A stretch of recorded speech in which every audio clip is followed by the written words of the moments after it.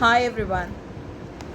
So when Buddha was asked this question, what did you gain after becoming spiritually enlightened?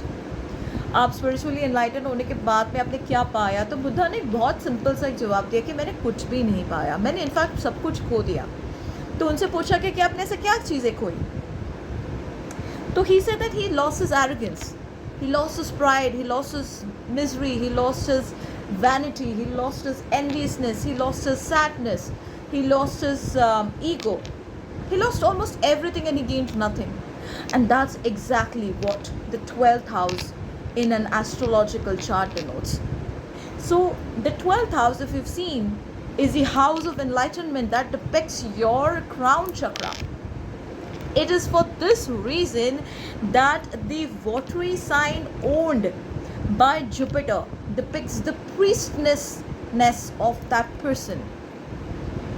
Your highest level of connection with the divine cosmic consciousness is the 12th house. Because water is all about transformation. It is all about your memory, it is about your sustenance, it is about your preservation at its peak.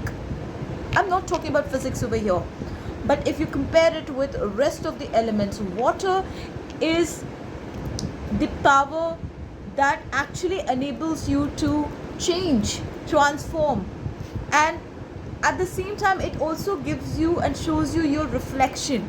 So all the self-introspection, self-realization towards enlightenment is decided by the 12th house. Of course, people will argue about the 5th house and the 9th house, but we will come to that later. But especially the 12th house is the house of enlightenment. And it is here where you are actually able to see your real reflection. Okay, if you see the properties of water, it can break through boulders, hurdles, it can break through stones, it can walk past mountains, okay, to take you, to lead you to your highest goal, to your highest potential. And it is because of this reason that Venus, the planet of lust, becomes exalted here. Because in Pisces, Venus loses its flaws, it loses the flow of pleasure and its extreme indulgence into certain materialistic things. So these three primary houses and the signs, which is the Cancer, Scorpio and the Pisces, they play a very important role to denote the spiritual growth of a person. And when we talk about the 5th and the 9th house, of course a lot of people will talk about the 5th house. 5th house is of course your karmas that you've carried forward from your previous birth, okay.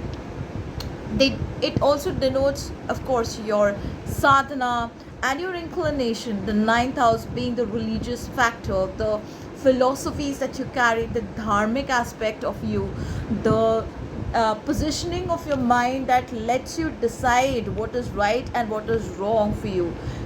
However, but then the 12th house becomes you yourself at your highest potential.